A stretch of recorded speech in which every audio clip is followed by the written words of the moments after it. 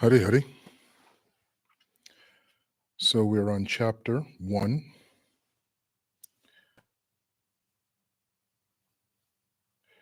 Verses 21, 22, and 23.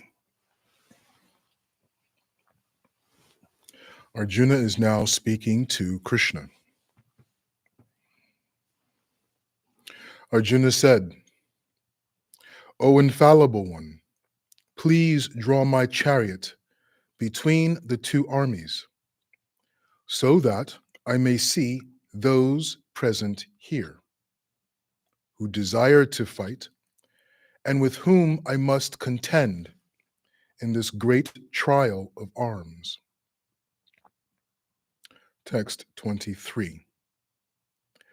Let me see those who have come here to fight, wishing to please the evil-minded son of Dhritarashtra.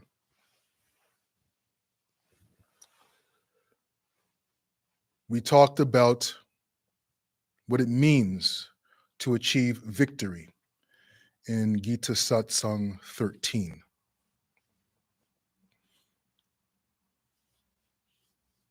I suggest reviewing that before continuing on to this, because this is a natural continuation.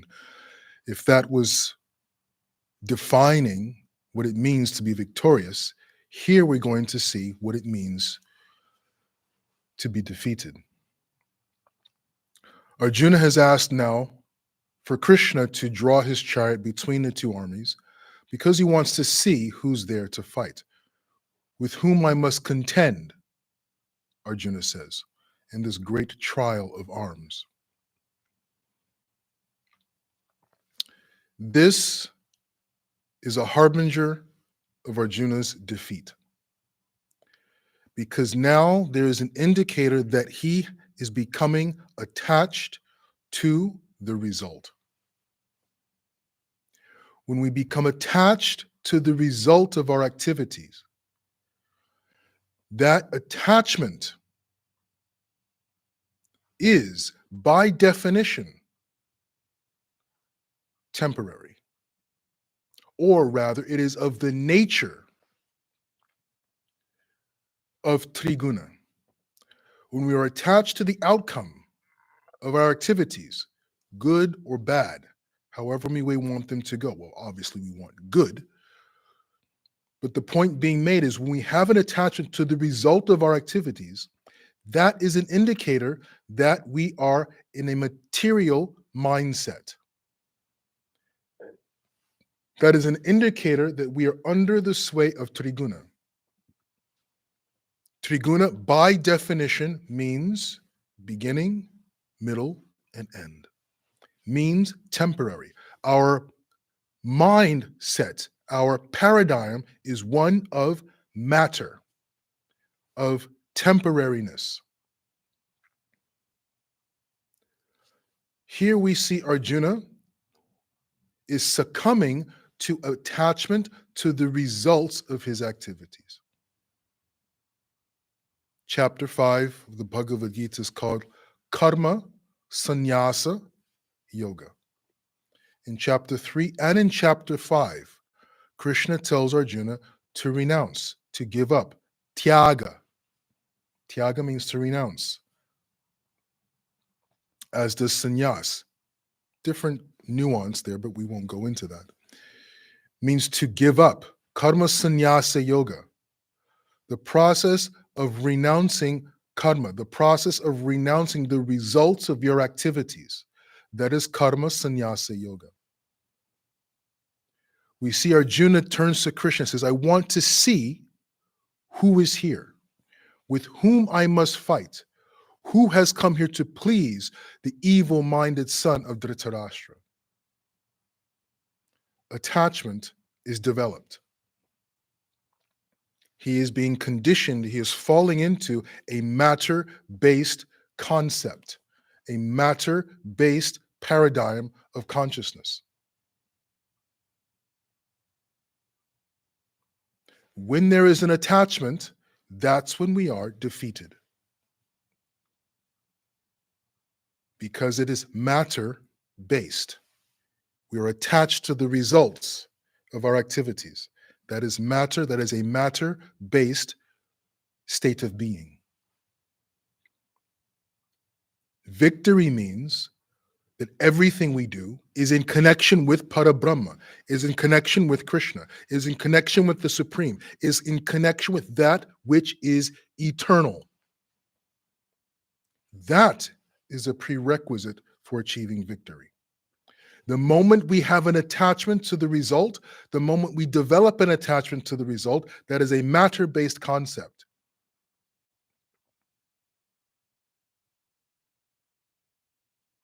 Dhyayata vishayam pumsa sanghasteshu pajayate.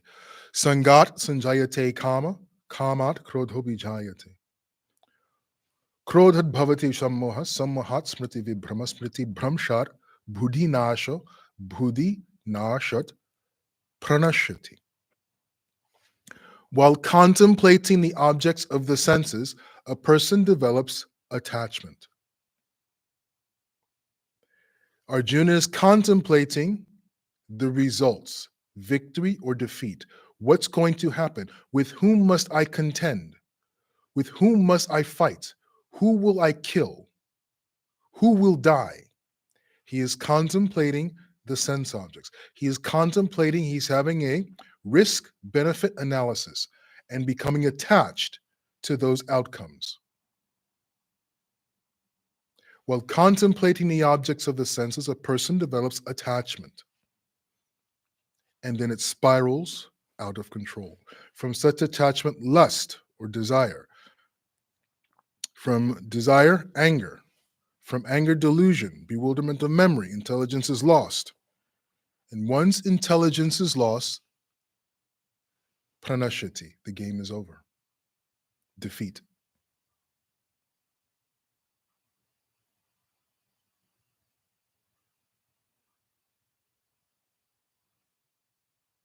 So as we live our life as yogis, as bhakti yogis, and as we attempt to live to our full potential, following our swadharma, and then engaging in those activities in connection, in relationship with Krishna, the eternal, giving the results to Krishna, not being attached to the results.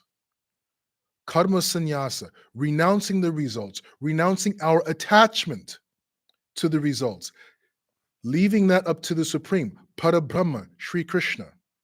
When we do that, we are victorious.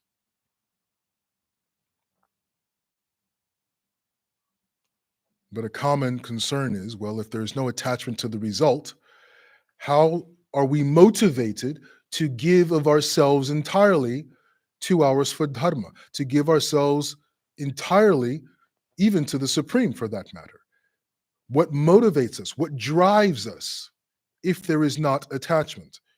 If attachment is something which is to be given up? The answer is love. It is love, not desire. There's nothing wrong with desire.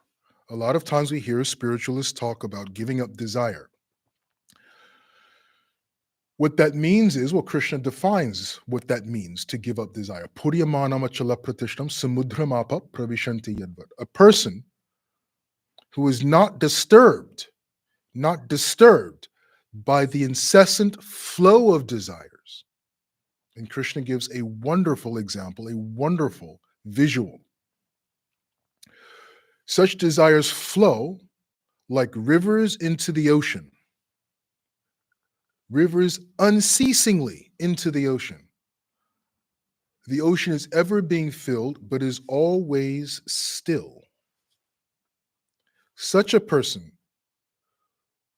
who is not disturbed by such desires, even though they're coming at all times, in all circumstances.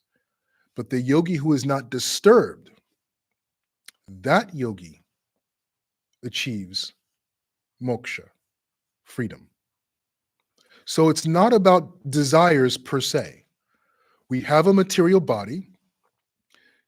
We have material senses. It is the function of the material senses to engage with the sense objects. That's what desire is. The tongue wants to engage in the sense object, flavor. That drive, that is desire. That is the healthy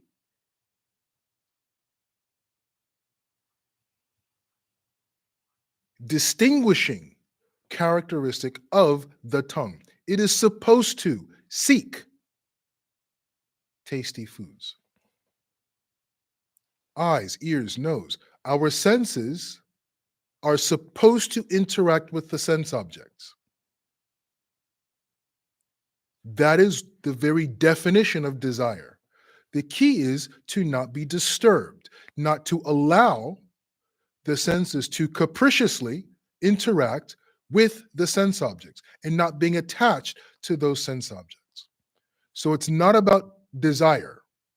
We have a material body, material mind. Desire is inevitable. Desire is the natural function of the material body and the material senses.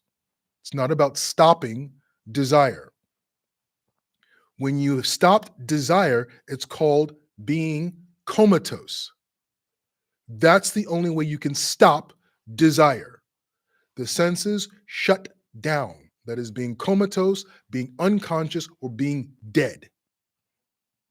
As long as there is life in the body and the senses are aware, there will be desire. Not an issue. Like rivers into the ocean. The key is to not be disturbed.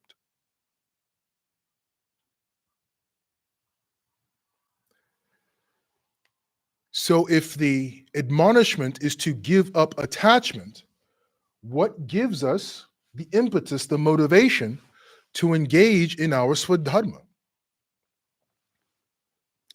Love. It is love. On a material level, you're right, attachment. Attachment to what we may call success, all on a temporary level. That attachment to the results motivates us. It's all temporary, but that's what motivates us. So yes, on the material level, certainly, when we exist in the matter-based concept, the matter-based paradigm, attachment is what drives us. Anticipation for a particular reward, a particular outcome, and being attached to that outcome, we strive for it. Love and attachment are not the same thing. There's the story of, I believe it's King Solomon. Forgive me if it's not King Solomon. I apologize. But there's the story of a wise king who ruled in his kingdom. And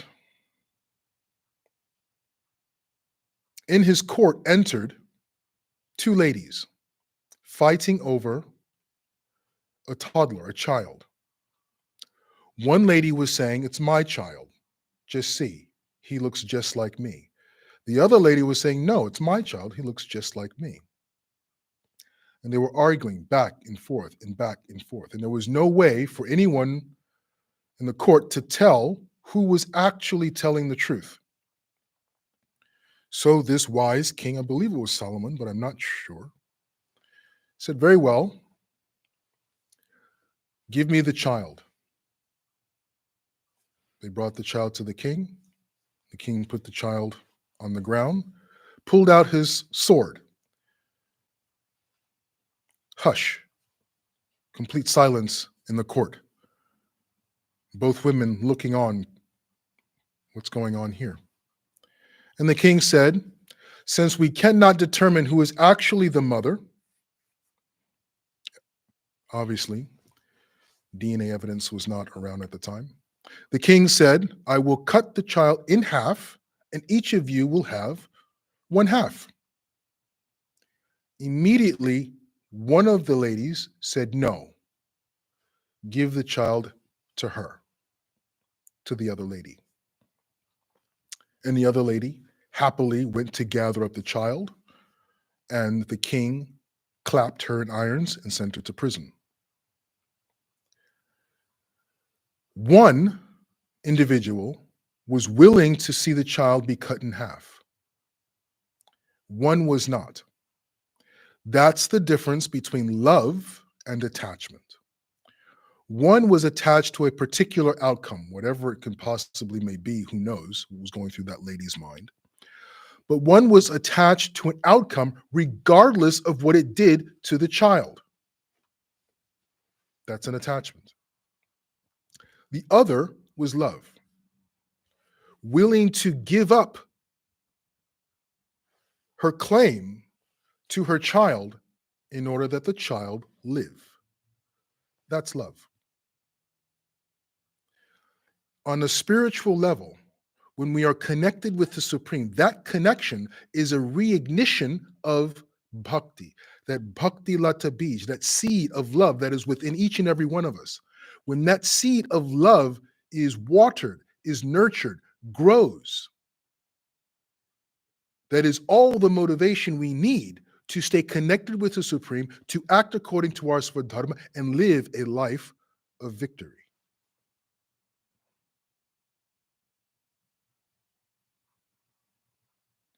But we see Arjuna here, he's becoming attached to the results. He's becoming attached to the outcome of the battle. And he's beginning to hesitate. So we'll continue in the next Gita Satsang.